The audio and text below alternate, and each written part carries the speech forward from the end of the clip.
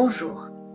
Tout d'abord, merci de votre intérêt pour la communication animale qui est destinée à améliorer entre autres la condition de vie de nos chers animaux et bien plus encore. Beaucoup de personnes souhaitent pratiquer la communication animale et même si oui, les capacités sont en nous, il y a quand même une mise au point à faire avant de s'inscrire dans une formation. Ce que j'aurais voulu savoir avant de payer ma formation, c'est parti. Combien de personnes sont venues vers moi m'indiquant qu'ils avaient suivi une formation mais qu'elles n'ont jamais réussi à échanger avec un animal? Apprendre la communication animale, ce n'est pas juste apprendre des règles comme en mathématiques et on applique, c'est bien plus profond. Vous savez, la communication animale, c'est se préparer à recevoir un monde incroyable qui diffère du nôtre. Alors il faut être prêt. D'autre part, il y a aussi une préparation de son être à faire avant de recevoir des messages des animaux. Pratiquer la communication animale, c'est vivre autrement, voir le monde différemment. Sans cette vision du monde qui change autour de vous, il sera difficile d'avoir accès aux messages des animaux et du coup de pratiquer la communication animale. Avant d'échanger avec un animal, il faut déjà être en phase un minimum avec qui on est, avec ses ressentis et ses émotions. Il est important de pouvoir accéder à une paix intérieure pour entendre les messages des animaux. Certaines personnes ne sont pas forcément prêtes à faire cette pratique et doivent attendre un peu pour continuer ce chemin vers cette capacité qui est en soi.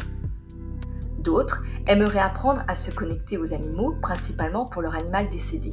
Là aussi, il est important de comprendre que d'apprendre la communication animale avec son animal décédé est complexe, car beaucoup d'émotions s'y bousculent et peuvent entraver l'apprentissage. Alors c'est la déception, le découragement qui prend le dessus. Pour les débutants, la communication animale se fera avec des animaux vivants et que vous ne connaissez pas.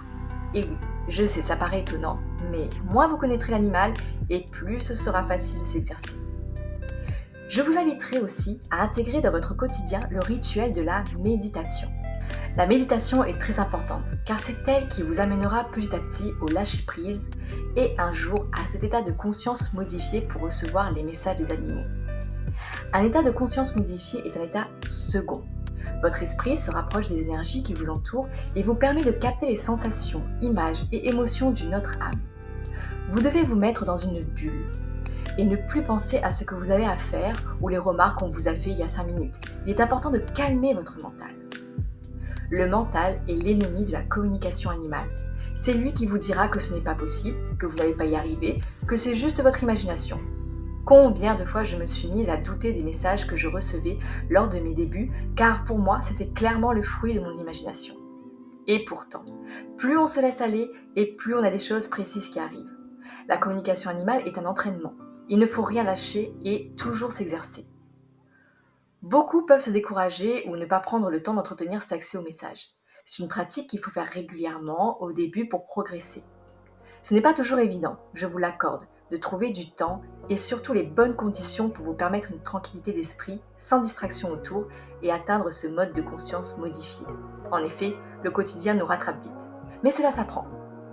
S'octroyer des moments de balade en forêt, faire de la sylvothérapie, une méditation, marcher pieds nus dans l'herbe m'ont aidé à me reconnecter à moi-même avant chaque début de séance. La sylvothérapie, c'est en quelques mots se connecter aux arbres et à leur énergie. C'est une bonne première étape pour entendre le monde des vivants et se reconnecter à la nature qui nous veut que du bien. On parlait de notre paix intérieure à avoir avant chaque séance. Elle est importante pour recevoir les messages de l'animal, mais elle est aussi importante pour l'animal avec lequel vous souhaitez échanger. Pourquoi ? Accéder à sa paix intérieure avant de communiquer avec un animal, c'est le respecter. Il ressent toutes les émotions et lit en vous comme dans un livre ouvert. On peut donc communiquer son stress, sa tristesse par exemple. Tout cela pour vous dire que suivre des formations de communication animale peut permettre effectivement de communiquer avec les animaux. Toutefois, il faut savoir que c'est une préparation de son être également. C'est un échange de cœur à cœur et d'âme à âme. Il est donc primordial d'être dans de bonnes énergies et conditions avant de commencer à se former. Mieux se connaître intérieurement, quoi de plus beau que ce chemin que je vous demande d'entreprendre? Qui vous êtes avant même d'apprendre à échanger avec les animaux. Mais attention, il s'agit de mon avis par rapport à mon expérience de la communication animale. J'espère que cette vidéo vous a aidé. N'hésitez pas à liker, partager et vous abonner à ma chaîne pour plus de vidéos. Vous pouvez me retrouver également sur mon site internet. À bientôt!